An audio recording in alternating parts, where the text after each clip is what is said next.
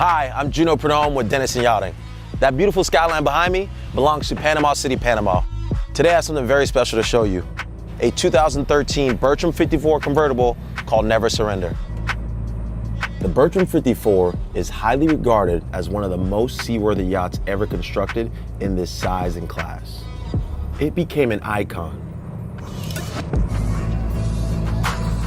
in part due to the classic deep V hull design, first introduced by Ray Hunt and Dick Bertram over 50 years ago. Fast forward to this 2013 example, Never Surrender carries that tradition, and along with it, several coveted options from that year, like the Caterpillar C32 Acerts, a second genset, and the ability to make fresh water on board. There's plenty to see, so let's jump right in. Without a doubt, the most important place on a sport fish is the cockpit. That's where we're going to start today's walkthrough video. Bertram designed this cockpit with some excellent features. At the stern, a 90-gallon aquarium-style live well houses your smaller baits like your threads and sardines. Tuna tubes tackle your bigger baits like your bonita and skipjack tuna. They are set into the gunnels to both port and starboard side. When the hook sets, a leaning post, center line, will offer some assistance. And when you finally get your trophy back to the boat, the dive door located aft to the starboard makes life a lot easier. It also offers access to the swim platform. The day's catch will be stored underfoot within the large macerated fish boxes to both port and starboard. Here at the dock, shore power cables remain nice and neat, thanks to the dedicated tunnel integrated into the fiberglass. A compartment nearby contains shore power controls and a deck washdown. This setup is replicated on the starboard side. JL speakers can be found throughout the cockpit and flybridge. The forward section of the cockpit doesn't hold back either. Mezzanine seating serves as a luxurious reprieve after hours of tugging on tight lines in the heat. Underneath the port cushion, we find a freezer plate. Directly in front of the salon door is an Eskimo ice chipper. More cold storage can be found underneath the teak steps in 3 separate cold boxes. Finally, a fish prep and cleanup station lives starboard forward with tackle drawers and storage. Engine access is forward centerline. Notice the 54 detail as we enter. A staircase leads us to a secondary space where we have a crew toilet, 2 13.5 kilowatt gensets. The additional unit was optional from the factory. Another optional feature we find in here is the Aquamatic water maker. Continuing forward, we arrive in the power plant. A pair of Caterpillar C32 Acerts generating 1,676 horsepower each. She'll cruise comfortably around 30 knots. If we were to hammer down on the pins, she might just get close to 40 knots. Pretty impressive for a boat that weighs around 40 tons. Now let's come back to the cockpit and ascend the staircase to the flybridge. As we make our way up to the helm of the flybridge, the first thing I notice is how clean and simple it is. And simplicity is the foundation of good ergonomics. 2 captain's chairs complement this beautiful teak helm pod with Palm Beach style controls. Easily falling to hand, 2 Garmin multi-function displays anchor the dash. The port side has 2 Icom VHF radios.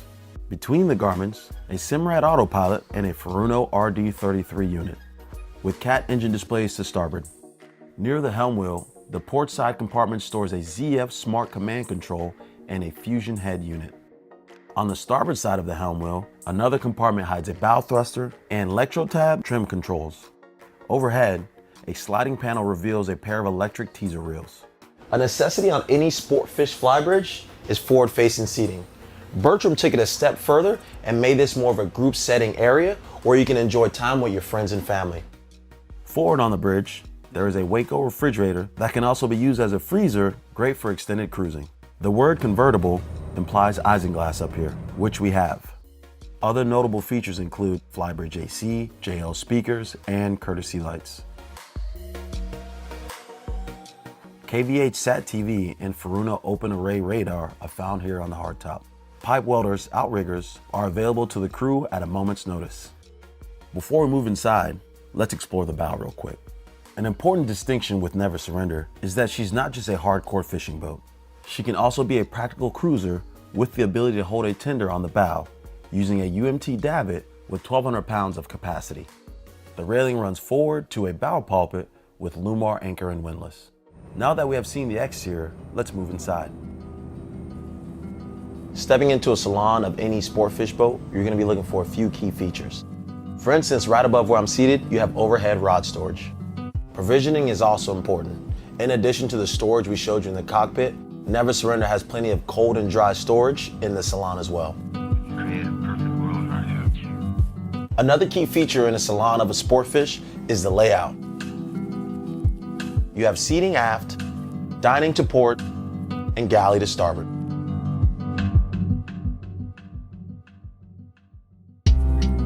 Let's review in more detail. The port aft section has an L-shaped seating area with big storage capability underneath. A Samsung TV can be found to starboard with Bose surround sound throughout. Also to starboard is a full AC/DC panel. Moving further forward, we have a pair of varnished teak bar stools. Up close, we see a sailfish inlay decorating the chair backs. The bar stools complement a clean and inviting galley. Plenty of room to cook and prepare food for the family and friends. We have 2 Sub-Zero fridges, 1 Sub-Zero freezer, and 1 Sub-Zero ice maker. Concealed underneath this matching panel, the chef will appreciate having a Kenyan 4-burner cooktop with an easy reach. A microwave convection oven remains behind the cabinetry until you need it.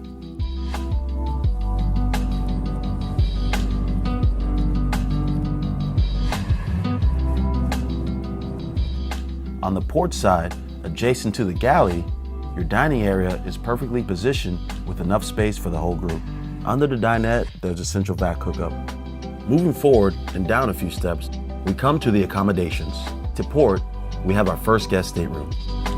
A unique layout with over-under berths at a right angle, and a large hull-side window. As we exit the stateroom and continue forward to port, we have a stacked Whirlpool washer and dryer. Moving all the way forward, we enter the VIP stateroom. An Island Queen berth with steps on either side, an abundance of storage including 2 hanging lockers. And it wouldn't be a VIP without a Samsung TV and Fusion radio. Near the entrance to the stateroom, we find the entrance to the head with a stand-up shower. This also doubles as the day head. Moving from the port side to starboard, we come to the master stateroom. Another hull-side window brightens the space, allowing more natural light in than most other boats in her class. Storage surrounds the bed, and near the entrance, we find a cedar-lined hanging closet.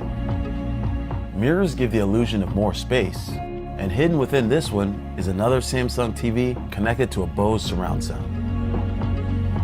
The master's spacious ensuite is located forward on the starboard side.